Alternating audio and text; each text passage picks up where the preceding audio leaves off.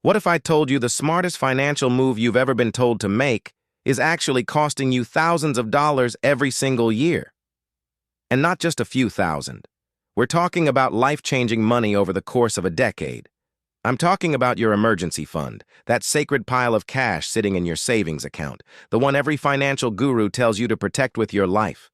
3 to 6 months of expenses, they say. Keep it liquid, keep it safe. But here's what nobody's telling you. By the end of this video, you'll understand why that cash might be the riskiest asset in your entire portfolio.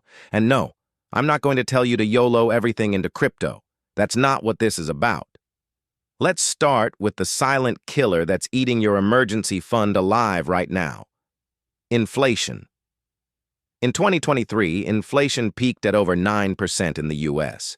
Even as it's cooled down to around 3%, your high-yield savings account is paying maybe 4 to 5% right now.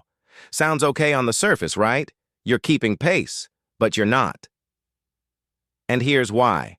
That 4 to 5% you're earning, that's before taxes. You'll owe income tax on every dollar of interest you earn, so your real return after taxes and after inflation is negative. You are literally losing purchasing power by keeping your money safe. Let me put real numbers on this. If you're sitting on $20,000 in a savings account as your emergency fund, and your real return after taxes and inflation is negative 1.5%, you're silently losing $300 a year in purchasing power.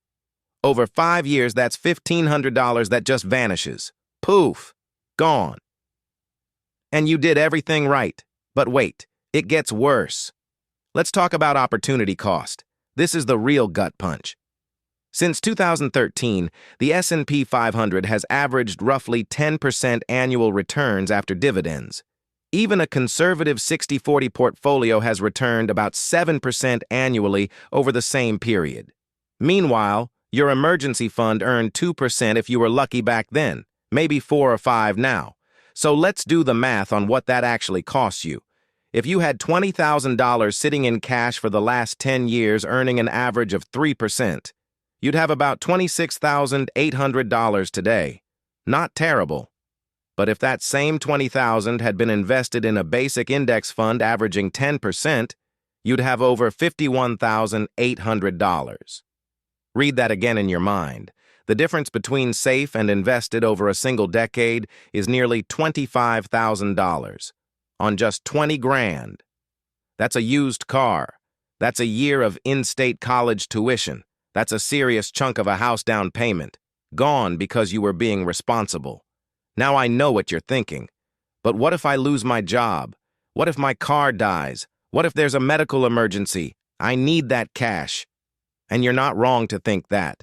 Liquidity matters. Security matters. Being forced to sell investments during a market crash because you lost your job, that's a real risk. But here's where the nuance comes in. And this is the part that could genuinely change how you think about money. The 3 to 6 month rule was created in a completely different financial era. It was popularized in the 1990s when savings accounts actually paid decent interest, credit was harder to access, investment accounts had high fees, and selling stocks took days and cost significant commissions. Today, you can sell an index fund from your phone in 3 seconds with zero commission and have the cash in your bank account within 24 to 48 hours. You can access a home equity line of credit in a few days. Many brokerages offer margin lending against your portfolio instantly. The definition of liquid has changed. But the advice hasn't. So what should you actually do? Let's get practical. First, rethink your true emergency number. Most financial advisors calculate 3 to 6 months based on your gross income. That's way too high. Your emergency fund should cover 3 to 6 months of essential expenses, not your full income, not your lifestyle spending. Essentials: rent, food, insurance, minimum debt payments, utilities. For most millennials, that number is significantly lower than they think. If your bare-bones monthly expenses are $3,000, a true 3-month emergency fund isn't your full salary times 3. It's $9,000, not $25,000. There's your first optimization. Second, consider a tiered system instead of one giant cash pile. Here's how this works.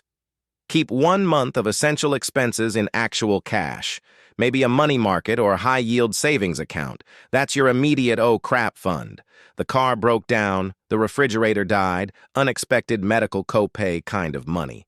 Then invest the rest in a taxable brokerage account using something boring and reliable like a total market or S&P index fund.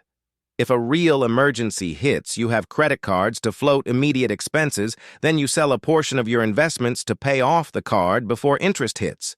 This strategy alone could net you tens of thousands of dollars over a decade compared to keeping everything in cash. Third, and this is the one that blows people's minds when I explain it. If you have available credit, Roth IRA contributions can serve as a stealth emergency fund. You can withdraw your contributions from a Roth IRA at any time, without taxes or penalties. Only the contributions, though, not the gains. This means every dollar you contribute to a Roth is doing double duty, growing for retirement, but also accessible if everything goes sideways. Now let me be crystal clear about something. I am not telling you to keep zero cash. That would be reckless. Having at least some cash buffer is non-negotiable for peace of mind and genuine short-term emergencies. What I'm challenging is the idea that you need 6 months of full income sitting in a savings account, earning negative real returns. The personal finance industry loves simple rules. Save 3 to 6 months. Put 20% down. Follow the 50-30-20 budget. These rules aren't evil, but they're designed for the lowest common denominator. They're designed so that no one can screw them up. But if you're watching this, you're probably not the lowest common denominator. You're someone who actually thinks critically about money, and you deserve advice that matches your sophistication level. So here's your action step. This week, sit down and calculate your actual bare-bones monthly expenses, not your income, not your lifestyle, just the essentials to survive. Multiply that by 2 months. That's your cash target. Take anything above that number and move it into something that actually grows. An index fund, a Roth IRA, somewhere it can work for you instead of slowly dying. Your emergency fund should be a safety net, not a financial anchor. The difference between those two things could be worth more than you realize. If this shifted how you think about cash, there's more where that came from. The algorithm tends to bury channels like this, so hitting subscribe helps ensure you actually see the next one. No pressure, though. The math works either way. I'll see you in the next video.